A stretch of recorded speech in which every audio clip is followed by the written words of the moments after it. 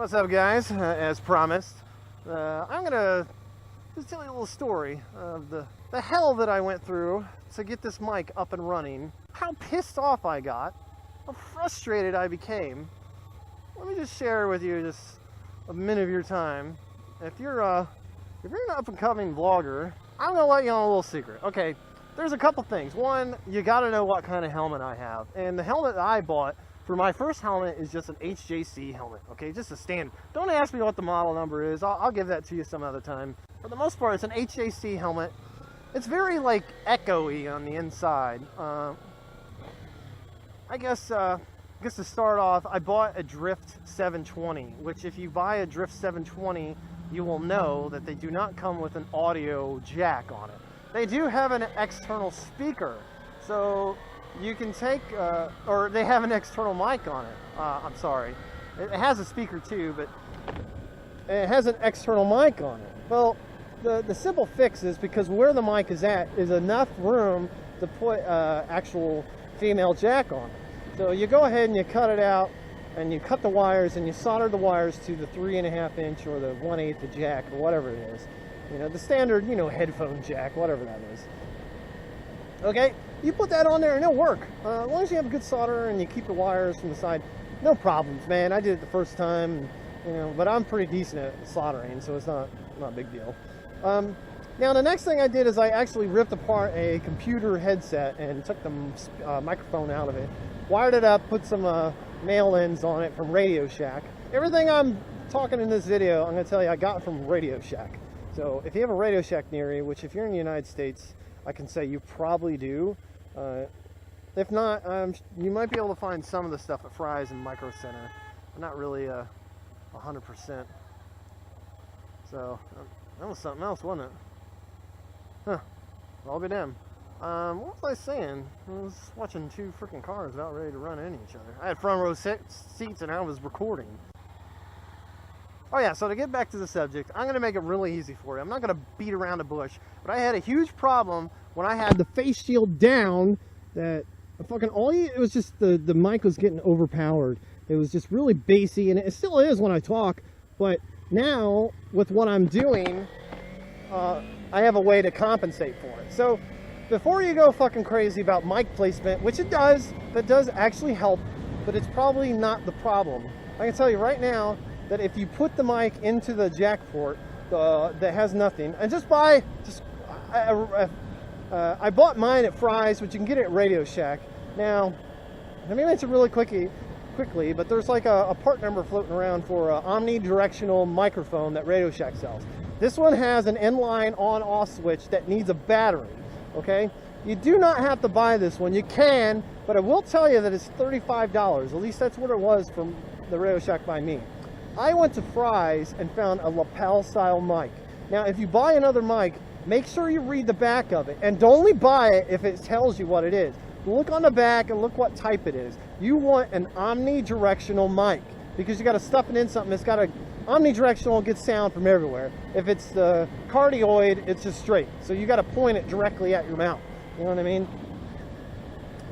So buy an omnidirectional microphone, a lapel mic. It'll be small. It'll have a clip if you want to do that route, but it'll have the jack on the end of it, and there's no battery. It's just on. So you can now plug it into your Drift and talk into it, and it'll work. Now the problem with that is the Drift's mic sensitivity is not good enough. It's not precise enough to give you the level of adjustment. It has 3 settings. I'll make it real simple for you. Really freaking loud, really loud, and loud. Okay, so you want to turn on the lowest setting, which is loud. I just flicked that guy off for no apparent reason. I didn't mean to do it. So this setting for loud. What was I talking about? Oh, that's pretty funny.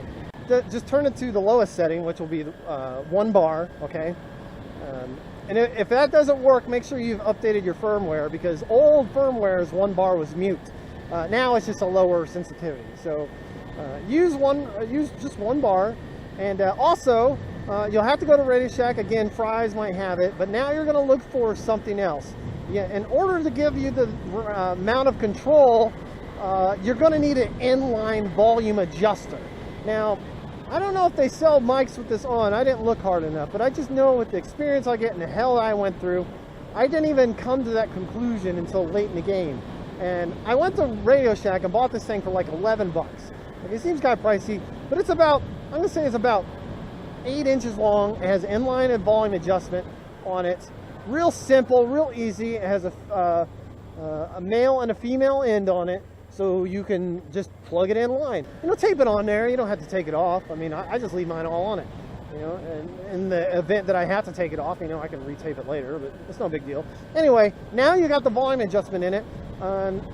That gives you enough room. Now, just to tell you what I did, this HAC helmet, it's all the way maxed up. So instantly, you put this on there, and it's already got, I don't know, I want to say it's got enough resistance in it to begin with that it lowers the sensitivity of the mic already. So putting it on a high, on full loud on the mic, on the volume, is probably enough to, you know, fix your problem. There's other people that say they buy these inline filters and stuff like that. The problem with that is you won't have the adjustability. You're like the mic. It's set one particular way. This way, if you want to fine tune it, you want to move it around your helmet and something like that, or you want to put it directly in front of you or whatever, you can work. So do that. Now, let you know my placement. My placement is directly in my cheek pad. Like where this little vent is, I know you can see this, is like directly behind it. So it's just right up against my my right cheek. Actually, it's my left cheek. Opposite side. Exactly opposite side. Oh my God. So, that's fucking crazy. What the hell's going on here? Anyway, opposite side, it's in my cheek. And it's not pointed in any special way. I think I got it pointed down. So, you can do that, and you're good to go. Ah, oh my God.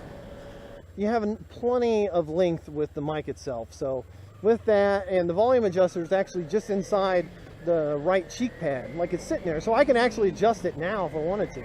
I have it Velcroed in place so it doesn't move, but everything's hidden.